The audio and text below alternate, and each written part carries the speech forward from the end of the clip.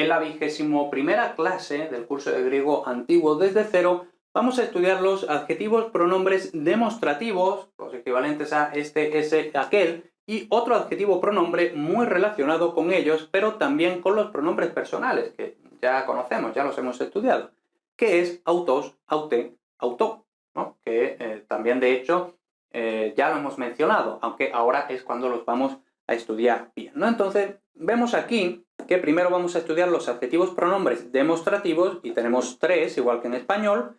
Luego, el pronombre adjetivo autos, auté, autor, este es su enunciado, y luego vemos que de hecho es más complejo. Vamos a ver que esto es bastante fácil, mientras que esto es más complejo, ¿no? Porque tiene 4, bueno, depende realmente de cómo las contemos, ¿no? Pero podemos decir que hay 4 funciones, ¿no? Entonces, vamos a empezar por los adjetivos pronombres demostrativos.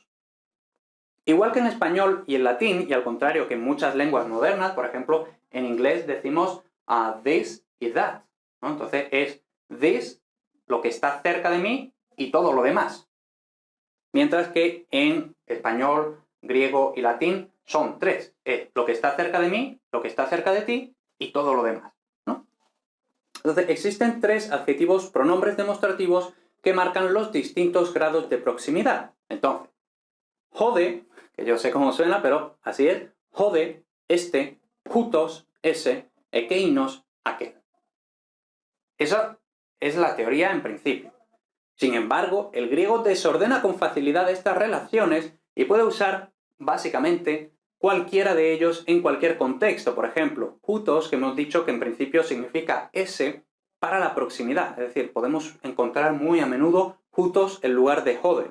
Ekeinos para la proximidad al oyente, es decir, ekeinos en lugar de jutos, etc., ¿no? Entonces, bueno, esto es una indicación, más o menos, para que la tengamos en cuenta, pero que sepamos que si, por así decirlo, nos suena mal la traducción, porque hemos traducido esto literalmente, como decimos aquí, y nosotros en español diríamos otra cosa, es por esto. Y en ese caso deberíamos traducir como lo diríamos en español, ¿vale? Los demostrativos pueden tener función tanto deíctica, es decir, mayor o menor proximidad, como fórica, es decir, lo que se ha mencionado ya, anáfora, o lo que se va a mencionar a continuación, catáfora. Esto se supone que también os debería sonar de clase de lengua española. Si no, pues básicamente eso, ¿no? Deíctica, es decir, para marcar la mayor o menor proximidad, es decir, la proximidad al hablante, al oyente, o la lejanía a ambos. Fórica, que como vemos son 2 tipos, la anáfora, recordemos, es hacia arriba, por tanto, anáfora es lo que yo estoy diciendo ahora refiriéndome a lo que ya he dicho, y catá, es decir, hacia abajo, es lo que estoy diciendo ahora refiriéndome a lo que voy a decir a continuación, ¿vale? Entonces, por ejemplo, tecmerion de tutu kai tode, es decir, y la prueba de ello, o la prueba de eso, es esto. Es decir, la prueba de eso, que ya he mencionado antes, es esto, lo que voy a mencionar a continuación, ¿vale? Eso es anafórico, catafórico. Bien, entonces, tenemos aquí jode de tode, que es en principio, es la cercanía al hablante. Se corresponde, por eso está en cursiva, ¿vale? Porque teóricamente sí, pero luego los griegos hacían lo que les daba la gana. Se corresponde con el español este, esta, esto, y con el latín ic, aic, oc. Se usa frecuentemente con valor catafórico, lo que se va a decir a continuación. Igual que en español decimos, por ejemplo, entonces me dijo esto. Y ahora ponemos 2 puntos y estilo directo, ¿no? Y esto se refiere a lo que voy a decir a continuación. Su declinación es como la del artículo, añadiéndole la partícula enclítica de. Por tanto, vemos que es literalmente igual que el artículo con el de pegado. Bueno, entonces no tiene ninguna dificultad, ni siquiera vamos a verlo, porque es exactamente igual. Luego, jutos haute tuto, cercanía al oyente, es decir, cercanía al hablante, yo, cercanía al oyente, tú, se corresponde con el español ese, esa, eso, y con el latín iste, ista, istud, se usa frecuentemente con valor anafórico, es decir, lo que ya se ha dicho, ¿no? Entonces vemos aquí, jutos, haute, tuto, por supuesto, es básicamente un adjetivo de la primera clase y simplemente tenemos que tener en cuenta que la raíz por lo general tiene esta T, esta tau, mientras que aquí, aquí, aquí y aquí no la tiene, ¿vale? Pero por lo demás también es muy fácil, tampoco vamos a molestarnos en recitarlo porque, como digo, es prácticamente un adjetivo de la primera clase. Y luego, mucho cuidado, hay que distinguir bien haute y hautai de aute y autai, ¿no? Tanto por el espíritu, este es áspero, este es suave, y la acentuación, ¿vale? Haute y hautai, que suena un poco a indio, pero eso es de hutos, haute, tuto, mientras que aute, autai es de autos, que lo vamos a ver más abajo, ¿vale? Entonces, cuidado con eso. Y luego ya, por último, ekeinos, ekeine, ekeino, que es la lejanía a ambos, es decir, el equivalente a él, ¿vale? Se corresponde más o menos con el español aquel, aquella, aquello, y con el latín ille, illa, illo, ¿no? Y tenemos aquí otra vez, vemos que realmente no hay dificultad en la morfología, ¿no? Es también prácticamente un adjetivo de la primera clase, ¿no? Bueno, también teniendo en cuenta que vemos que el neutro es ekeino, tuto, tode, bueno, tode sí es lo que esperamos del artículo, pero tuto no es tuton, ¿vale? Como quizá esperaríamos, ¿no? De calos, calé, calón, ¿vale?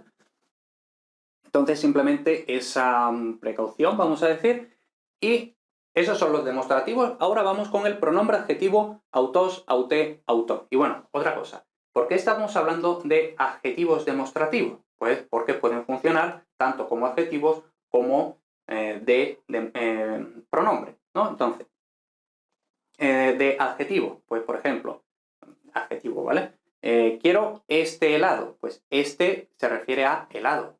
Ahí actúa de adjetivo, de determinante. Pero quiero este, pues este está actuando de pronombre. Él mismo es el núcleo, ¿vale? Pues igual, exactamente igual funciona en griego que en español, ¿no?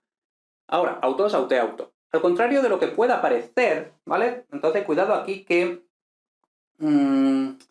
parece como que instintivamente podemos pensar que autos es reflexivo, ¿no? Porque, por ejemplo, automático, que funciona por sí mismo, más o menos, ¿no? Pues no, autos no es un pronombre reflexivo y pocas veces es un pronombre enfático. Esto también lo digo porque muchas veces se explica autos, auté, auto como un pronombre enfático, que puede serlo, pero no es lo más frecuente, ¿vale? Entonces, tiene 4 funciones fundamentales, las vamos a ver, pero primero vamos a ver el paradigma, ¿no? Que es el siguiente, y otra vez, es lo que podemos esperar de un adjetivo de la primera clase, otra vez con la precaución de que aquí es auto, auto, no autón, aunque creo que algunas veces sí que se puede encontrar como autón en estas funciones, ¿no? Pero lo normal es esto. Luego, lo que esperamos, nada raro, un adjetivo más o menos normal de la primera clase. Por supuesto, no confundir auté con haute, no confundir autai con hautai, ¿vale? Y ya está. Ahora veamos cómo se distribuyen sus funciones según sean pronombre o adjetivo, según sean primera o segunda persona o tercera persona y según el caso en el que aparezca, ¿vale? Entonces, estas 4 funciones que he mencionado al principio dependen un poco de todo esto, ¿vale? Entonces vemos que hay bastante casuística. Vamos a ver. Primero vamos a ver las 2 funciones como pronombre y vemos que una es de pronombre enfático o contrastivo de primera y segunda persona y la otra es de pronombre anafórico de tercera persona, ¿vale? Entonces vemos aquí que aquí es enfático contrastivo, aquí es anafórico y luego si es enfático contrastivo es solo en la primera o en la segunda y anafórico solo en la tercera, ¿vale? Entonces, pronombre enfático contrastivo de primera y segunda persona. Esto del énfasis o el contraste lo habíamos explicado ya cuando los pronombres, así que si no te acuerdas, pues te vas a la lección de los pronombres, ¿no? Los pronombres personales. Con esta función, enfático contrastivo, aparece solo en nominativo y en acusativo como sujeto de un infinitivo. Todavía no hemos explicado la sintaxis de los infinitivos, pero bueno, si ya las has estudiado en latín, pues funcionan más o menos igual en griego que en latín. Si no las has estudiado tampoco en latín, pues simplemente te olvidas de esto de momento, ¿vale? Entonces, con esta función aparece solo en nominativo, simplificando podemos decir que sustituyen a ego, emeis, she, he mays. Más o menos, ¿vale?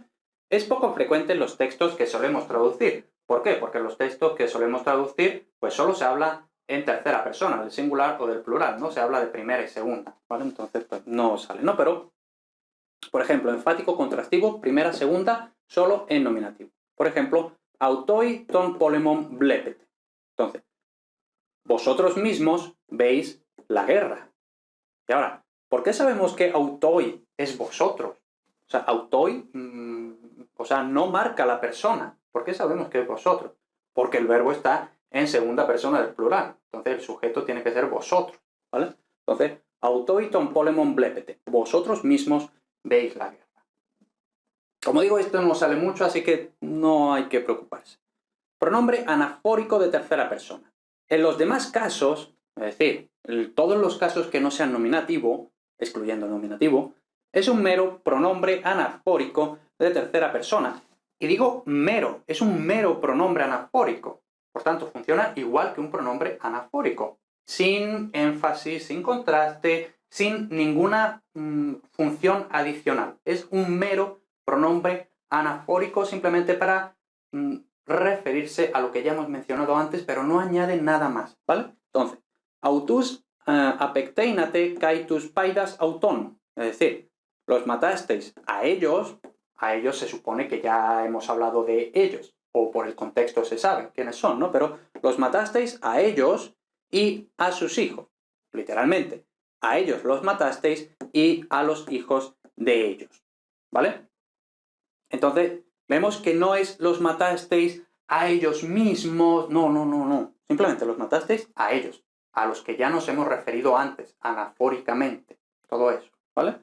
Entonces, vemos que facilón. De hecho, yo diría que esto es lo que más sale. Entonces, un simple pronombre anafórico de tercera persona en todos los casos que no sean nominativos, en este caso acusativo, genitivo, ¿vale? Más como posesivo, tal y como habíamos explicado en la lección de los posesivos, ¿no?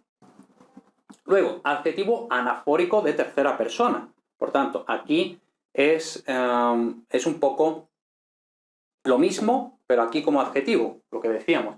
Este helado, adjetivo, este, pronombre, ¿no?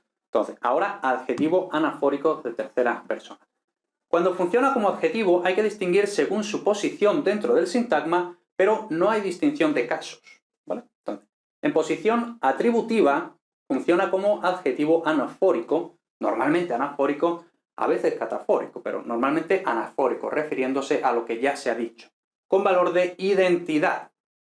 Latín, idem, eadem, idem. Entonces, en español, bueno, si todavía no te sabes esto en latín, pues lo que en español cuando decimos idem, o muchas veces se dice incluso idem de lo mismo. Es decir, idem lo que significa es lo mismo que ya se ha dicho, ¿no?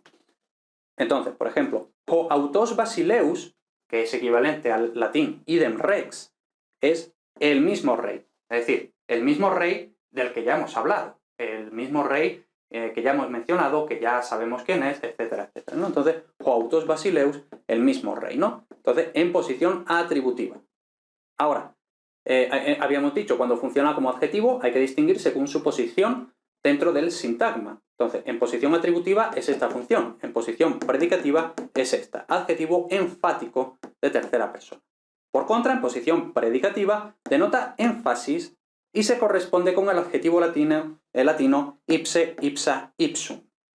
Entonces, por ejemplo, y vemos que es lo mismo simplemente que posición atributiva, posición predicativa.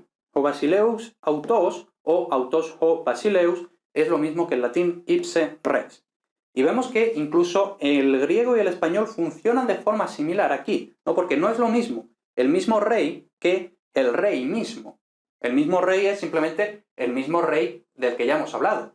El rey mismo lo que significa es el rey en persona o el propio rey, ¿no? Haciendo énfasis en que es el rey en persona y no otra persona, ¿vale? Entonces vemos esa, o creo que se ve clara, esa diferencia. Bien, con esto estamos listos para una nueva tanda de traducciones para practicar lo que hemos aprendido en este módulo, especialmente los participios. Así que nos vamos a la página principal de este módulo y ahí tenemos unas cuantas frases para practicar, sobre todo los participios. Muchas gracias por ver este vídeo, por ver esta clase, por ver esta lección. Espero que te haya servido, espero que hayas aprendido, espero que hayas entendido todo esto que hemos estado explicando, practicando, etc. Lo que acabas de ver es un contenido gratuito del curso completo de griego antiguo desde cero en academialatin.com. Si vas a academialatin.com/griego antiguo, tienes el curso con todas las lecciones publicadas, con todas las traducciones publicadas, desde, como digo, cero hasta el nivel de bachillerato, selectividad y todo eso. Así pues, no me enrollo más. Si necesitas un poquito más para seguir aprendiendo a probar griego, entonces ya sabes, lo tuyo es academialatin.com/griego antiguo.